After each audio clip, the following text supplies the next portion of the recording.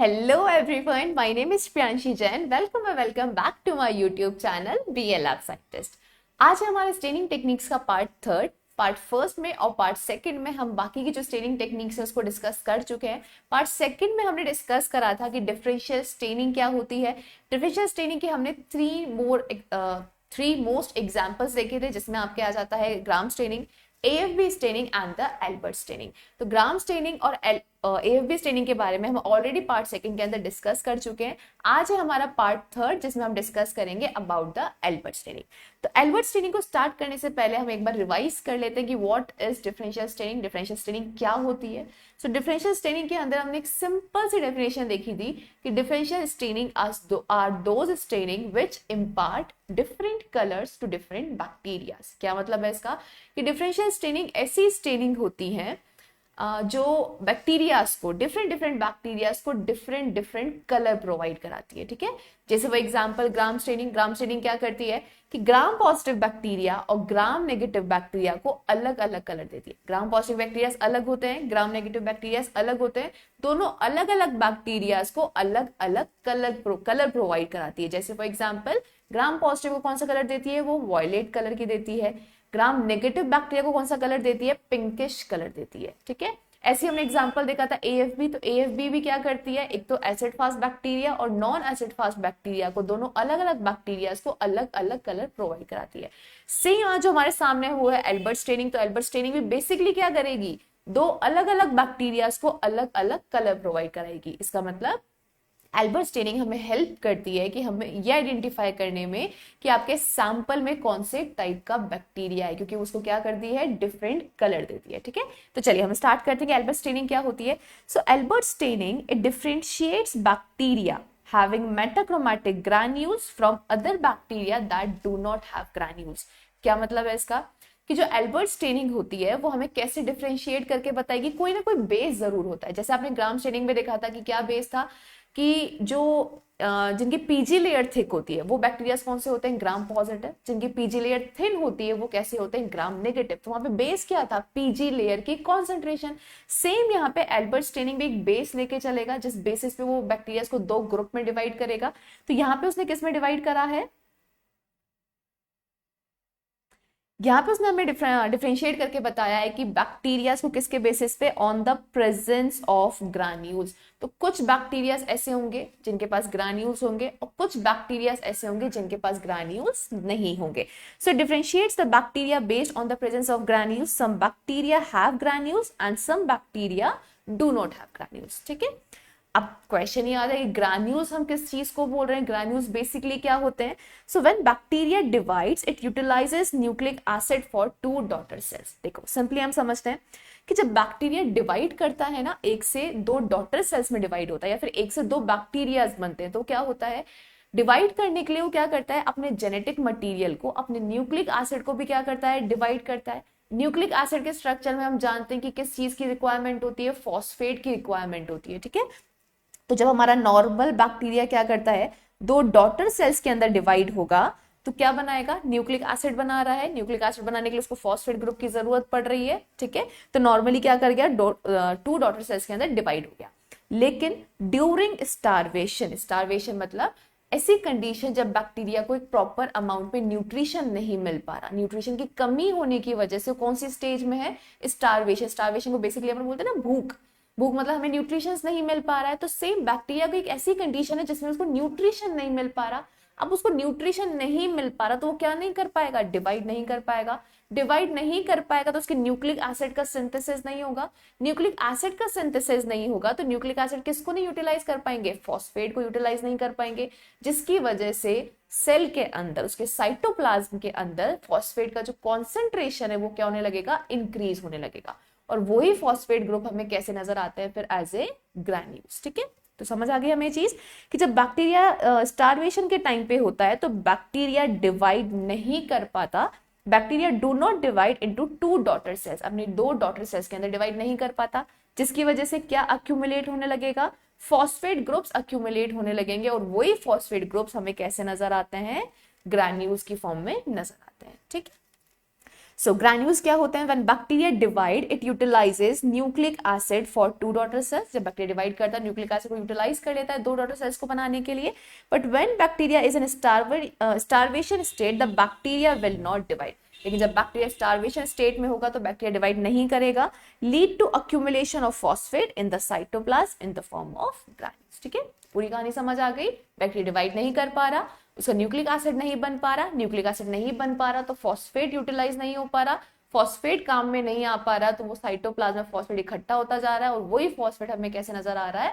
As a granules नजर आ रहा है। ठीक है, तो ये तो बात हो गई ग्रैन्यूल्स की। तो कुछ बैक्टीरियाज में ग्रैन्यूल्स दिखेंगे और कुछ बैक्टीरियाज में ग्रैन्यूल्स नहीं दिखेंगे। ठीक है, अब नेक्स्ट हम डिस्कस करते हैं अबाउट द कि हम इस ग्रैन्यूल्स को और किस किस नाम से जानते हैं, क्योंकि एमसीक्यूज बेसिकली इस क्वेश्चन के नाम से भी आ जाता है कि इन ग्रैन्यूल्स को हम किस और नाम से जानते हैं। ठीक है, तो किस किस नाम से ग्रैन्यूल्स को जाना जाता है? These granules are also known as first, जो इसका हम ये बोल सकते हैं कि ग्रैन्यूल्स के और क्या सिनोनिम्स हैं। ग्रैन्यूल्स को आप किस और नाम से जाना जाएगा? ग्रैन्यूल्स, बैक्टीरिया का ग्रैन्यूल्स, तो बैक्टीरिया के ग्रैन्यूल्स को हम वॉल्यूटीन ग्रैन्यूल्स के नाम से भी जानते हैं। वॉल्यूटीन ग्रैन्यूल्स इसको क्यों नाम दिया गया उसकी बात भी हम समझ लेते हैं।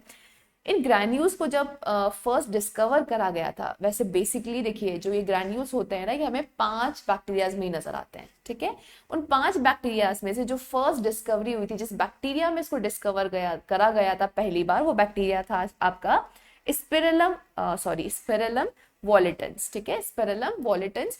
तो वॉलेटेंस के नाम से यहाँ पे क्या नाम दिया गया है? इसको वॉलेटीन ग्रैन्यूल्स नाम दिया गया है।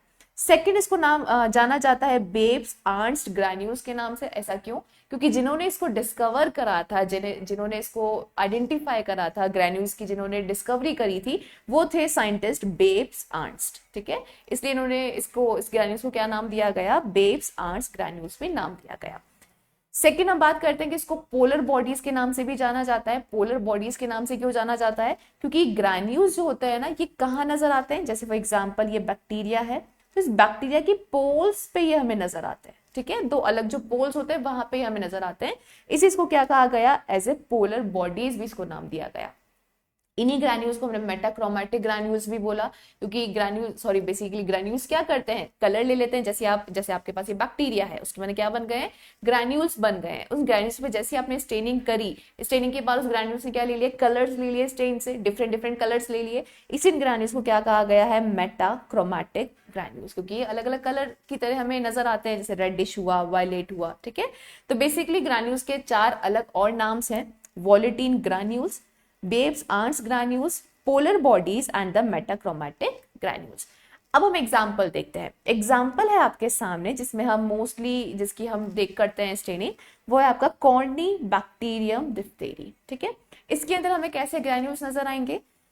यहाँ पे आपको क्या बता रहे हैं कि आपने स्लाइड ली, वहां पे आपने स्मीयर बनाया सैंपल का। अब उस सैंपल में मान के चल रहे कि कॉर्निबैक्टीरियम डिप्थेरी है। ठीक है, हमें डाउट है कि इसमें कॉर्निबैक्टीरियम डिप्थेरी है या नहीं है। अब उसको बैक्टीरिया को देखने के लिए हमने क्या करी? एल्बर्ट स्टेनिंग करी। एल्बर्ट स्टेनिंग की प्रोसीजर भी हम बाद में समझेंगे। हमने यहाँ पे क्या करी? एल्बर्ट स्टेनिंग करी। अब एल्बर्ट स्टेनिंग करने के बाद हमें कैसे कॉर्निबैक्टीरियम डिप्थेरी कैसे नजर आ रहे हैं, हम वही चीज डिस्कस कर रहे हैं। ठीक है, तो देखिए एल्बर्ट स्टेनिंग करने के बाद जो कॉर्निबैक्टीरियम डिप्थेरी वो हमें कैसे नजर आएंगे? ग्रीन कलर्ड बेसिलाई की तरह नजर आएंगे विथ ब्लूइश ब्लैक मेटाक्रोमैटिक ग्रैन्यूल्स। ठीक है, क्या बता रहा है आपको? देखिए इस इमेज में आपको एकदम क्लियर नजर आ जाएगा। ग्रीन कलर के हमें क्या नजर आ रहे हैं? ये बेसिलाई की तरह। ठीक है, रॉड शेप के नजर आ रहे हैं। और कैसा कलर नजर आ रहा है? ग्रीन कलर नजर आ रहा है। और पोल्स की साइड पे आपको कैसे कलर ब्लूइश ब्लैक कलर के क्या नजर आ रहे हैं? मेटाक्रोमैटिक ग्रैन्यूल्स नजर आ रहे हैं। तो हमें सी डिप्थेरिया एल्बर्ट स्टेनिंग करने के बाद कैसा नजर आता है? ग्रीन कलर की तो रॉड शेप नजर आएगी उसकी, और कॉर्नर्स में, पोल्स में आपको ब्लूइश ब्लैक कलर के क्या नजर आएंगे? ग्रैन्यूल्स नजर आएंगे। ठीक है, अब नेक्स्ट इसकी अपीयरेंस आपको दिख रही होगी, एक चाइनीज लेटर की तरह नजर आ रही है। जैसे चाइनीज लैंग्वेज में नहीं लिखा रहता है, हमें नहीं समझ आता है, तो इसकी देखिए अपीयरेंस कैसी नजर आ रही है? चाइनीज लेटर की तरह नजर आ रही है। तो ऐसी अपीयरेंस इसकी क्यों नजर आती है? These bacilli are arranged in Chinese letter और corniform arrangement। ठीक है, इसकी चाइनीज लेटर शेप हमें क्यों नजर आती है?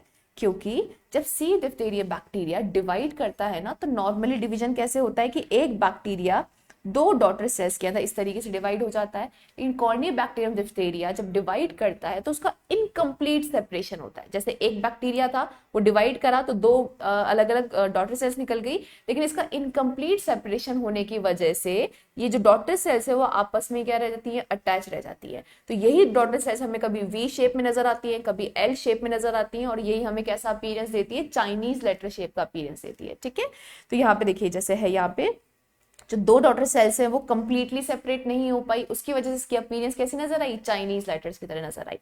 सो normally two daughter cells, normally क्या होता है, दो डॉटर सेल्स जो बेसिलाई होती हैं वो सेपरेट हो जाती हैं completely, but in case of corynebacterium के केस में there is incomplete separation, separation complete नहीं हो पाता, जिसकी वजह से जो दो डॉटर सेल्स हैं हमारी will not completely separated and hence appear as V और एल शेप या फिर चाइनीज लेटर शेप। ठीक है, नेक्स्ट हम बात करते हैं, यहाँ पे हमने बात कर ली सी डिप्थीरिया की, जो कि मोस्ट इंपॉर्टेंट एग्जांपल है एल्बर्ट स्टेनिंग में। जो हम मोस्टली जो हम करते हैं एल्बर्ट स्टेनिंग परफॉर्म करते हैं वो कॉर्निबैक्टीरियम डिप्थीरिया के लिए परफॉर्म करते हैं। तो हमने उसको देख लिया कैसे नजर आएंगे, ग्रीन कलर के रॉड शेप के, साइड में ब्लूइश ब्लैक कलर की क्या होंगी, उसके ऊपर ग्रान्यूल्स होंगे। ठीक है, अब हम बात करते हैं कि एल्बर्ट स्टेनिंग के अंदर हम कौन कौन से रिएजेंट्स काम में लेते हैं, उसकी क्या प्रोसीजर रहती है। बहुत सिंपल प्रोसीजर रहती है, लेकिन पहले हम बात कर लेते हैं रिएजेंट्स की।